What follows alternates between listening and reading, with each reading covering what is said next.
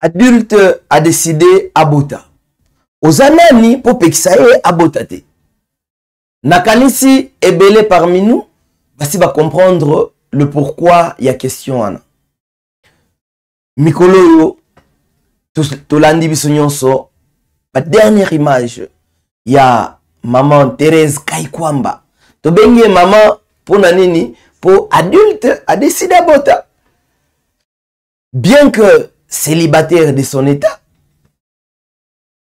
en fonction par rapport il y a ma charge Oyo Congo à travers participation du gouvernement et puis ça qui est Thérèse Kaikwamba a décidé abota. Yonanyo Pekisae. Je pense que nous sommes en train tous de suivre les dernières images publiées dans les réseaux sociaux de la ministre des Affaires étrangères congolais. Comme on a dit, Soyebi, Maman Kaikwamba Thérèse. Pas moi, Aza femme forte. D'abord. Pourquoi? Parce que politiquement, Batuasomo n'a pas résultat. Mais seulement, le qu'on a tout solo lango, et betakali solo, il y a social, et betakaba fait sociaux, et les canines na katia société, biso toko kota na polémique politique te. Biso toko tikala na fait social oyo et sali buzz na réseaux sociaux. Fango zanini, et ça que Tomoni na Paris, Thérèse Kaikwamba, ministre des Affaires étrangères, il y a RDC, abimi na image ya mwasi oyo azana zemi. Eza zemi ou eza zemite. Ba image wana essayer créer polémique makasi. À tel point que batu mususu bakomi ko utiliser ngo de manière ya ko sala buzz na ba réseaux sociaux. On a nini parce que Thérèse Kaikwamba azali ministre il y a affaires étrangères, il y a RDC. Donc azali de surcroît membre ya gouvernement.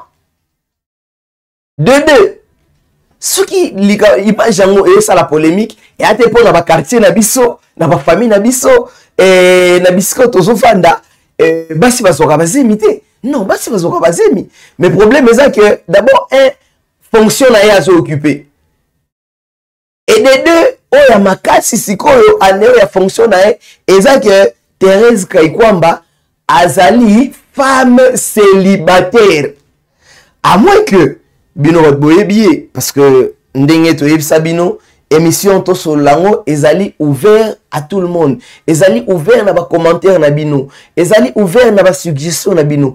Biso to zoaka sujet oyo bino pesi biso to yeko solo la yango.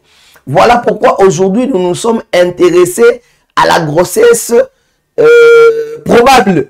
Tout ça va probable pour nanini pour tout ça na assurance T. Depuis que les réseaux sociaux font circuler cette grossesse ou ces images de la grossesse, il y a l'une des femmes fortes, n'est-ce pas? C'est l'une des femmes fortes de la diplomatie africaine. Alors, depuis que les réseaux sociaux ils ont fait circuler biso ba image wana, jusque là, nanou la concerné à petit point de vue na yete. Mais biso so tozo le belangone na yebsibino eza na des aspects. Premier aspect d'abord pour quand même c'est une femme publique. Nakati ya basi oyo bazana Congo, nakati ya basi oyo bandimama na Congo, elle fait partie azali na poste ya munene. Affaires étrangères, surtout dans le contexte de Nabiso. Et puis, Ebele Nakati Nabiso, je sais que vous êtes en train de nous suivre. Nous l'avons applaudi par rapport aux efforts diplomatiques au Salaki. Alors, Biso le quoi toi Nabiso politicien te. Biso le quoi tu bête à Nabiso li solo politique te. Donc Nabiso anglais wana te. Au contraire, tu bête à li solo nani asente Thérèse Kaikwamba. Est-ce que est ali normal que Moutou ali membre du gouvernement et ali normal que célibataire de son état a se retrouvé dans Rondo? Comment concevez-vous qu'une femme ministre de son état, célibataire de surcroît, soit engrossée et que jusqu'à présent, qu'il n'y ait aucune déclaration sur la grossesse de cette dernière. Je pense que ce sont des images qui ont beaucoup circulé dans les réseaux sociaux et nous voulons juste en faire mienne, en faire nôtre. Pourquoi? Parce que c'est une femme publique. Chers téléspectateurs de Tosolo Lango, Boye Bisabiso, Tosolo Layango, est-ce que c'est normal qu'une femme célibataire, surtout au assumant la fonction et à l'icolo, azalana zemi? D'une part, selon analyse Nabiso, Nenge Boyebi, Toyaka Awa, pona ko éclaircir non seulement bino, mais pona ko lakisa, peut-être, comment dirais-je, pona ko zalana l'église au milieu du village. Pona nin tolobi ndenge wana, po toyebi ke ebele na minito, basi basili si mwasi wana. Po jusqu'à présent, nanu toyebi papate. Po lobi nango mupa mokonzi, Teresa Botineni, Teresa Papa Nani. Voyez, alors, ça crée vraiment polémique. Voilà pourquoi Tosolo Lango s'est approprié de ces sujets. Pas seulement pour que nous démontrions que nécessairement une femme au pouvoir, une femme ministre ne doit pas tomber enceinte, mais justement c'est pour aussi sauvegarder la vie privée de cette femme. Allez-y comprendre que, en dehors du fait que Azali membre du gouvernement, en dehors du fait que Azali célibataire, Mazape moi si. Pourquoi est-ce que Bisoba Congolais, tout ça n'a pas ça, il y a créé polémique autour, il y a Zeminaye. Totangi, Batunyonso, Ezana ba Obaza, Bazo Sala ba commentaire, Obisope Togotangi la bino, parce que bien avant, Nabato ba Eba Ike Togobetali Soloana, il y a des gens qui ont insisté là-dessus. Surtout Lukato Eba, est-ce que c'est normal que moi, je sois un ministre Azwazemi? Or, en dehors de la qualité, il y a un ministre. Si il y a moi, si. N'est-ce pas qu'il y a un quartier Nabiso? N'est-ce pas qu'il y a une famille Nabiso? Tout ça, il y a une sœur Nabiso. Il y a une mère célibataire. Oyo, facilement, ou mine de rien, après quelques temps, à Zuizemi. Pourquoi est-ce que tu as commis ce dossier? Kaka, il y a Thérèse Kaikwamba, ne te commis ce dossier. Vraiment, je pense que à un moment donné, les Congolais, il faudrait quand même que tu respectes la vie privée à Batou. N'est-ce pas? Est-ce que, en tant que ministre, Azan a droit à rejoindre imité? Est-ce que, selon Ndenge Bino Bolanda Biso, par rapport, il y a pas point de vue Namino, Bola Kisabiso, combien est-ce que faute ya maman wana, faute ya dada wana, comme le disent les Baswahili, ezanini na kozwazemi. N'est-ce pas que Biso Nyonso, tu es que Azana est marié? À quoi bon, Azapé déjà na âge adulte? Si je ne me trompe, elle a plus de 35 ans. Est-ce qu'à 41 ans, Oko banda kolande la zemi ya mutu? Pendant que Mukolo a décidé de Zouazemi. Mabeza wapi, affaire wapi. Voilà pourquoi nous étions en train de parler, ou nous sommes en train de parler de ces sujets, pour que Bino Pena niveau va parler. Boye bisabiso, ce qui est ali normal. Ce qui est ali normal, que ministre en fonction. Parce que je me rappelle que elle n'est pas la première. Tout ça dans le gouvernement aussi est le cas. Oyo, il y avait des ministres qui en sont sortis enceintes. Mais pour Nanini, il créé polémique. Pour Nanini, kaka dossier, il y a il faut créer polémique. Pour Nanini, bino bato bolanda biso. Pour Nanini, il faudrait divulguer image ya Kaikwamba. Comment dire, déjà où il est à Paris, na monaki image à Paris, bah tu vas insister trop sur Liboumou. Mon Liboumou na été akene na sima ya président de la République na babenga ngonini escalator Pas tout direct, et l'autre intéressant, ils ont noté pour Azo Kende ko sala musala, mais beaucoup plus sur Liboum. Au monte, à la lamba munene, au monité, Nengezawana, il faut Zalagaka, Zarakazemi. Alors, on ne sait pas vrai ou faux. D'abord, Thérèse Kaikomba est enceinte, c'est la question que nous vous posons. Et des deux, si elle est réellement enceinte, en quoi est-ce que ce sujet doit créer polémique, d'autant plus que c'est une femme. Elle a aussi de besoins. Elle a aussi de besoins. Est-ce que le fait d'être célibataire empêche à cette femme de tomber enceinte? Surtout que nous l'avons dit, il y a eu des femmes aussi ministres que nous n'allons pas citer ici, qui ont été en ce moment-là dans le gouvernement passé. Rien que Totsuka na Makamba Congo. Rien que na Congo, Bazalaka na Bazemi. Alors voilà pourquoi nous vous exhortons, vous, fidèles téléspectateurs de Web Info, de pouvoir nous donner votre point de vue. Donnez-nous votre point de vue. C'est un sujet qui fait parler tout le monde. Même au sein du gouvernement, il y a déjà des murmures. Bah, tout déjà, comment créer là une polémique.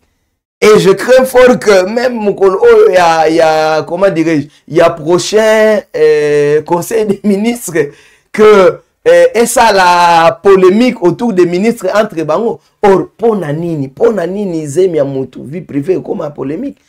Je sais que vous êtes très nombreux, plus de 590 abonnés de Web Info. Nous vous estimons heureux de participer directement à cette tranche. Pourquoi? Parce que cette polémique doit... est-ce que a-t-elle son sens? Est-ce que ya solo penza esengi que moi si oyo aza na gouvernement, moi si oyo aza occupé na ba fonction moko boye, moi si oyo aza bourgmestre, moi si oyo aza gouverneur, donc ezali interdit bino ba olanda biso. Est-ce que ezali interdit que moi si wana azwa semi? On a nini kaka ya Thérèse Kaikwamba, il faudrait créer polémique ya ndenge wana. Nakanisi que tozozela pendant que tozobetama solo mususu, tozozela pe ba commentaire na bino pour que totanga yango. Ba commentaire na bino sur na tuni bino question. Est-il normal qu'une femme célibataire to bani na nubongo à la trentaine azwa zemi oyo azali mariée? Est-il normal? Et de deux, est-ce que Mutupo a occupé ma fonction d'État et que Azali est célibataire? A qu'il sous qu'on soit zémité. Dans ces pays, tout le monde a qui basi y a chef de l'État bazwa zemi. Pour nani zemi ya maman Antoinette est créé à polémique. Pour nani zemi ya maman Bobi Ladawa est créé à polémique. Pendant que baza peut ba femme publique. Bazala qui ba personnalité publique. Ou bazali po oti lelo maman Bobi Ladawa zali. Pona nini maman Olive Lembe azwazemi pendant que azala qui moi si chef de l'État si abota mwana garçon et créer polémique te. Pona nini kaka il faudrait que lelo touria Thérèse Kaikwamba polémique ezwa réseaux sociaux mobimba. Nakanisi que toujours là ba suggestion na bino, toujours là ba réponse na bino, toujours là ba commentaire na bino pour que toye ba réellement comment nous situer parce que ça nous dépasse que juste une grossesse et surtout que il y a ceux qui vont jusqu'à dire que au monité na elongi na elati masque. Parce que les femmes et tous ceux qui sont déjà passés par là comprennent quand on parle de masque, il y a Zemi et il y a Elongue Baby. Son visage a défiguré. Donc, elle n'est plus la belle, la jolie maman Thérèse Kaikwamba que nous connaissions. Alors, c'est vrai qu'elle est d'abord enceinte avec le temps et par rapport à l'évolution de cette polémique ou de cette actualité, nous vous les ferons savoir dans les jours à venir. Mais seulement, tous ceux là bas commentaire nabino, koyeba que est-ce que ezali normal que azala nazemi par rapport à ma poste soit occupé. Nakanisi que nakin et na dossier msusu écrit qui polémique. yali dossier oyo ya Grace Koutino. To beti lisolo na pona nini po ekoteli kaka na cadre ya membre du gouvernement, ekoteli kaka na cadre ya membre du gouvernement. D'abord, elle est trop jeune. Biso nyonso toyebi ndenge ayaki na ministère wana. Déjà à cette époque-là, aussitôt qu'elle était nommée, nayebi sibino bolanda ki na réseaux sociaux ndenge chauffaki. Elle devait même se défendre. On a ça combien est-ce que atanga to atanga te. Bino nyonso bo à l'époque déjà bo betaki polémique atanga to atanga te. Et toyebi ndenge sukaki. Ba explication nyonso to landaki.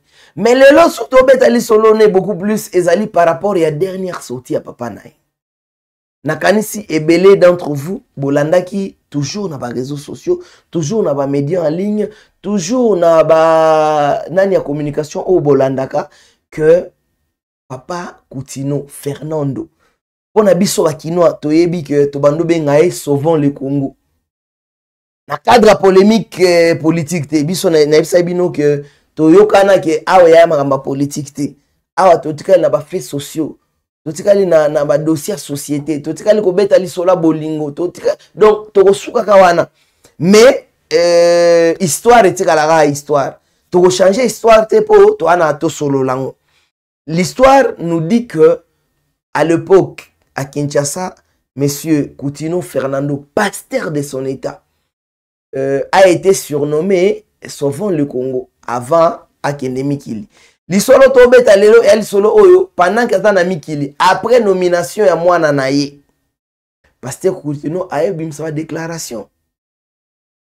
Tobeti lisolo ana pona ni déclaration ngona nu naye déclaration ngolo binini. Et là qui sibiso que Grace Koutino a postulat pour na kati ya France. Pendant que toyebi ke a ministre ana Congo. Puna balobi abimaki soy conseiller municipal. Papa na ye moko a affirmé biso que a postulat. Sikoyo to zongi to beti chita na arrière total tobi soki Grace ministre de son état awa na RDC a postulat na France. C'est que photo fungola misu. Pendant que lisolo ebetami po tozali na mibeko oyo bebengami constitution. Na kati ya constitution, nakanisi ebino bato bolanda bokoki ko contredire ezali parole d'évangile te, mais sinon nayebi ke na ndambo natanga constitution. Constitution eloba mutu oyo aza na nationalité mususu akoki kozwa bokonzi na Congo te à tous les niveaux. Siko papa na moko ou papa na ye moko, n'est-ce pas? Pour na linganga na bete la mino lisolo ya ngai na moboti nanga. Est-ce que moboti nanga akoki kokosela nga? Lisolo moboti nanga akobeta ekoki kozala en dehors ya réalité ya vie nanga. Vraiment, je pense que eloko ngo pe ezo créer polémique. Eloko ngo pe etamboli na ba réseau. Tantôt, bamsou va contredire. Tantôt, balobi que oui, lokola papa lobby sait que ezali à solo. Mais entre-temps, nous le savons tous, la loi nous interdit d'avoir la double nationalité. Surtout dans le niveau, il y a la responsabilité au bango bazanango. Et puis, toujours là, on a sorti na médiatique et belé. Vraiment, grâce, courage. Courage, maman ministre. Courage na façon oyozo memela. Lingo memela bilenge, mais seulement ça la fort au répondre na préoccupation ya ba jeune, na préoccupation ya batu par rapport ya makambo bazo ko sengara neti o ya polémique ou alors dernière déclaration à papa Fernando sauvons le Congo ba kinoa toyebi kinoa ayebi ndenge vie likolo kombo wana nini komela mais seulement que quelques temps après nomination Moana a déclaré que française. Or, sincèrement, vous contredire la loi n'a besoin interdire makambwana. Loi n'a besoin interdire pas seulement pour esa jalouse. na grâce, mais loi elingi que ba congolais kaka nde ba gérer bokonzi na Congo na différents niveaux, et à la ministère, et à la présidence, et à la députée, et à la tout ceci doivent être des Congolais, et la nationalité congolaise est une et exclusive. Mais les lots grâce papa lobi oza française. Vraiment bino bato bovanda na grâce na France. Bino bato bomonaka ndenge zo postuler, je sais que vous êtes parmi les abonnés de WAB Info. Dites-le nous. Est-ce que réellement Grâce Coutinho porte la nationalité française? Et si elle porte réellement la nationalité française, qu'adviendra-t-il après vérification que réellement Azali française? A kotika bokonzi na niveau ministère na biso ya jeunesse to ako continuer po esali nango logote po lobi awa différentes nationalités bakoya ba gérer mboka et pesi nango pe normal ba congolais pe to comprendre que ça nango normal.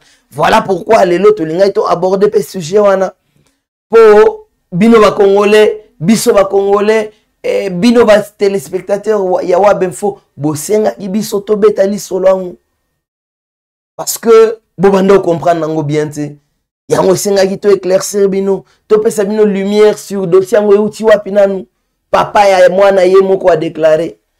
Voilà pourquoi et pesa ki baise et pesi polémique pour ceux qui papa Coutinho a déclaré à sala ki déclaration ana te papa Fernando Coutinho pour na biso ba to yebivier pour na biso ba kinois oh to yebivier à l'époque to bando benge sauvant le Congo avant Kotami Kili. Alors Vieux a créé déjà comment dirais-je dossier autour ya moi na grâce.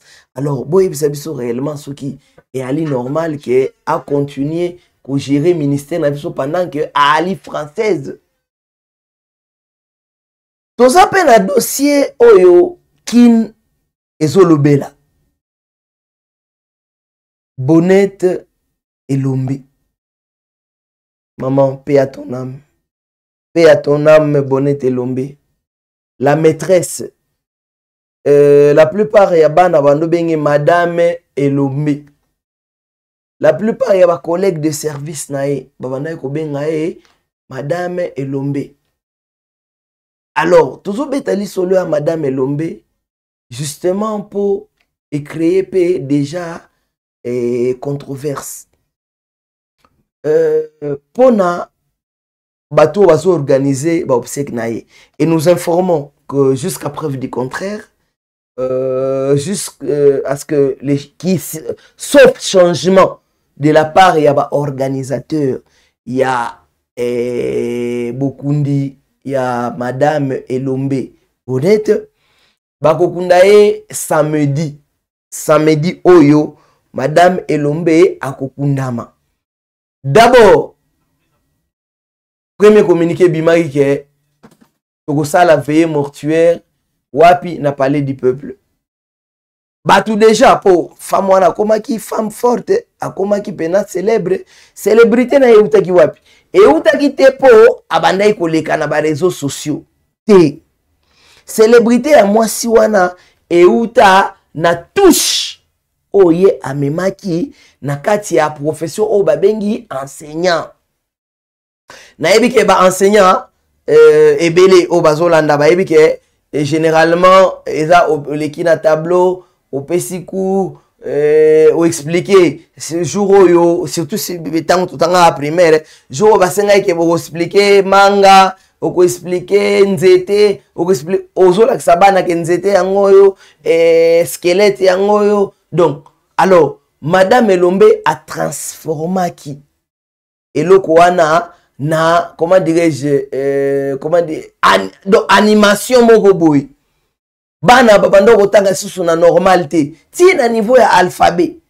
bana na biso oyo madame Elombe azwaki occasion kopesa ku ba témoigner ki bazo témoigner que madame akoma ekopesa bango esengo ya kotanga akoma ekopesa bango posa ya ko continuer na ba oyo babanda ko bima na pale na nzala Naba oyo bande ko bimana palais na comment dirais-je, après avoir été frappé par le parent, après avoir été gueulé par les parents, arriver à l'école, compte tenu de la façon de faire de Madame Elombe Bonnette, paix à ton âme. Vraiment, nous continuons à présenter nos condoléances à la famille de l'illustre disparu. Pourquoi? Parce qu'elle a apporté une touche et nous sommes en train de parler de cette touche.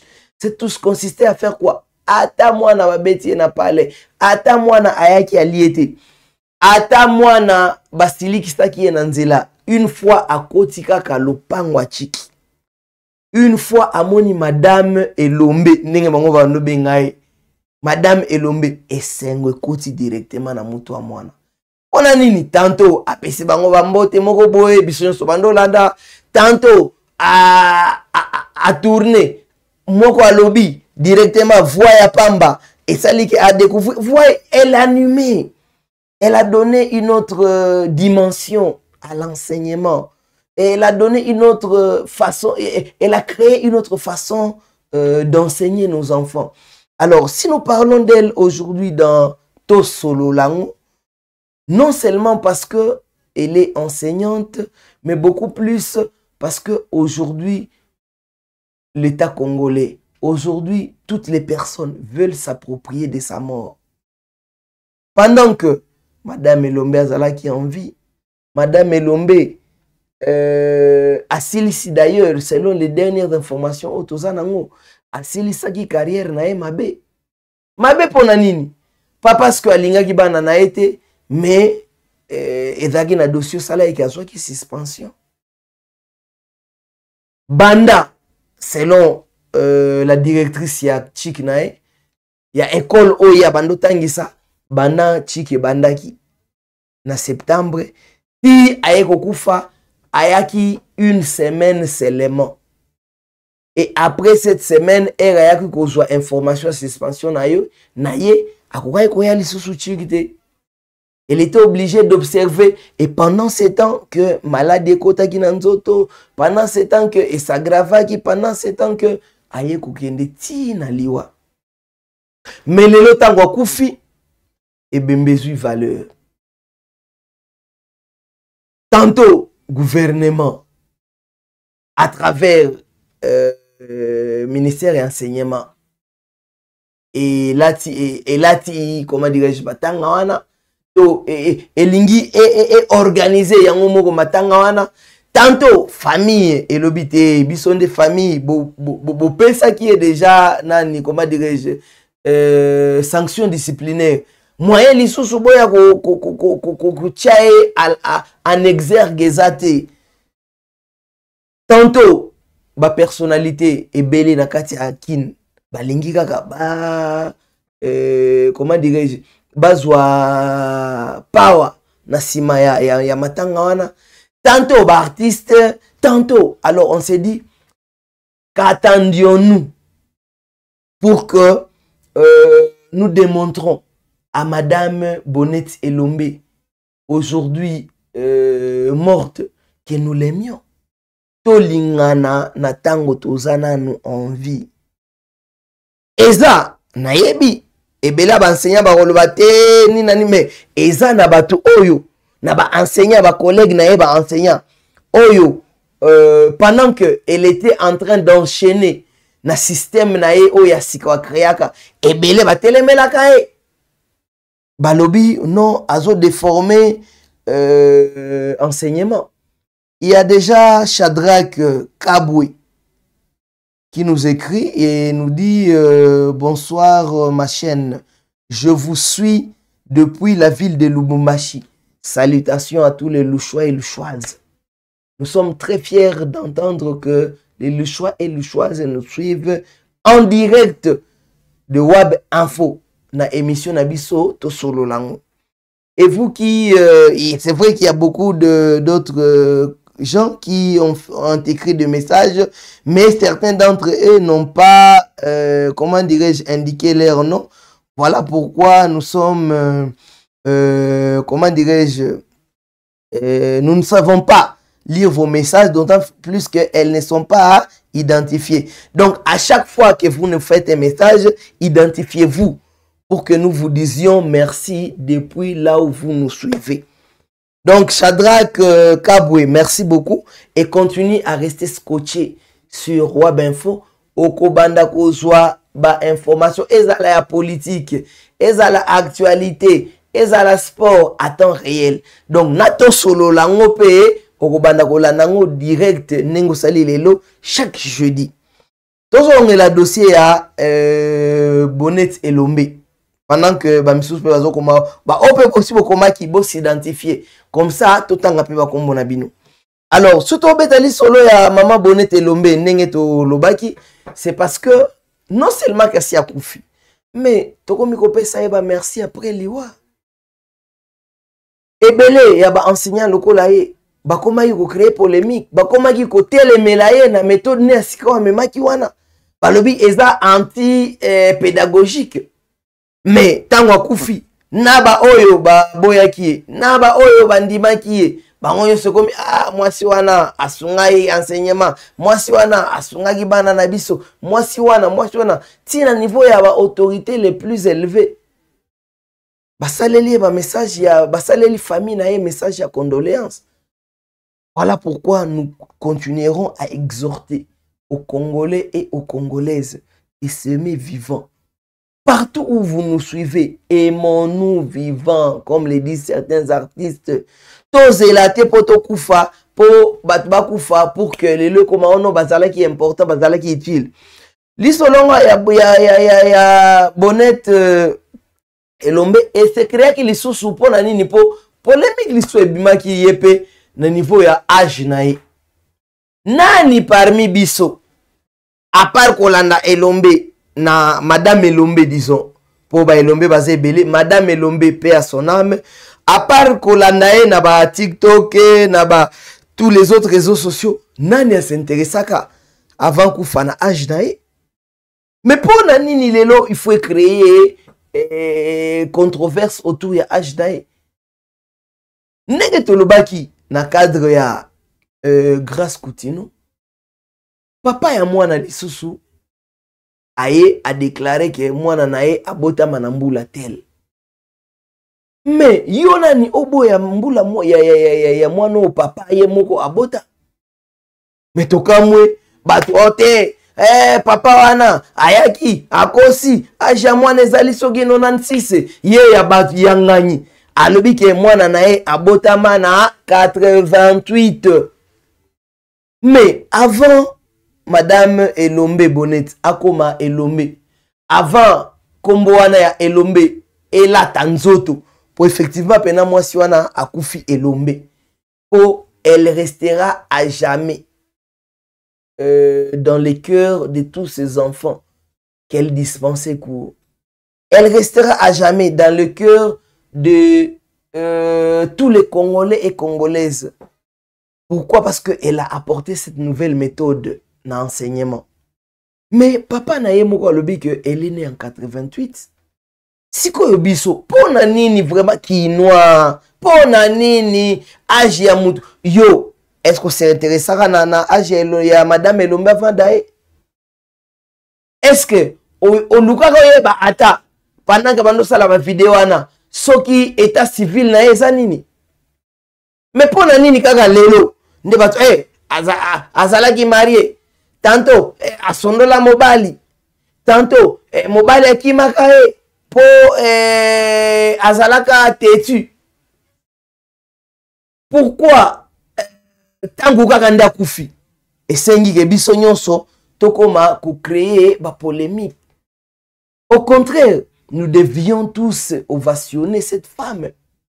Au contraire, et sengagité na déclaration à papa na et créé lisusu ba déjà. Pourquoi? Parce que ce qui déclaration à papa et créé polémique pour naba o ba yebite ezali po naba affiche oyo ba ko tia na matanga.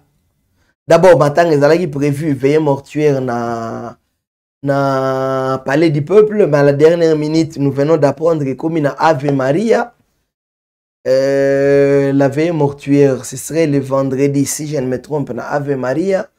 Donc ce ne serait plus au palais du peuple.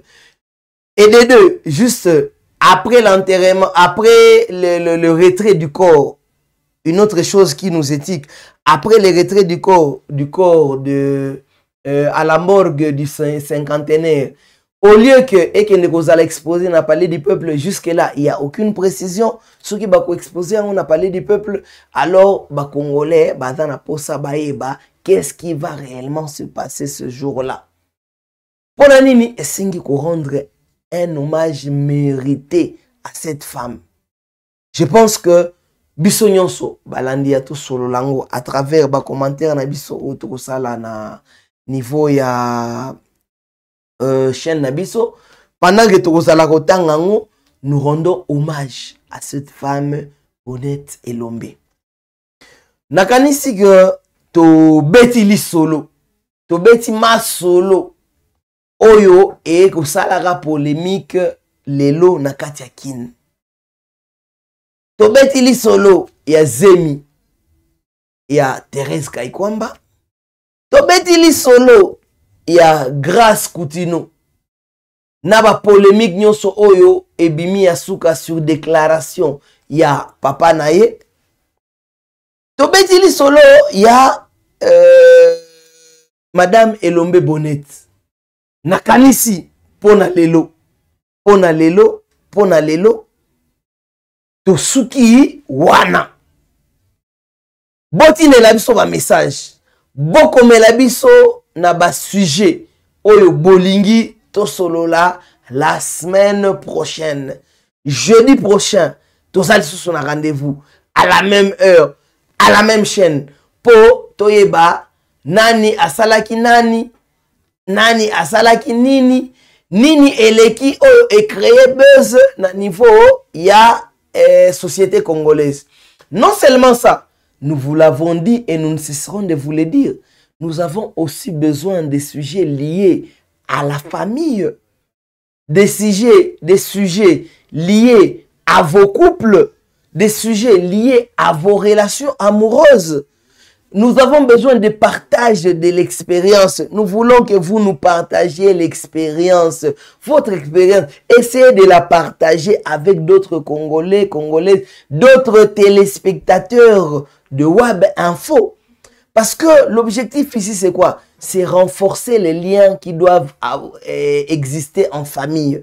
Les liens familiaux doivent se renforcer à travers vos commentaires, à travers vos interventions, à travers les sujets que nous aurons à débattre régulièrement. Non seulement les liens familiaux, nous devons aussi, renforcer la cohésion entre Congolais et Congolaises. Nous devons éclaircir l'opinion sur les différents sujets qui créent polémique. Voilà la raison d'être ya to solo lango. Donc, yope solo lango lelo, solo lango lobi, solo lango na baninga. Merci et à très prochainement.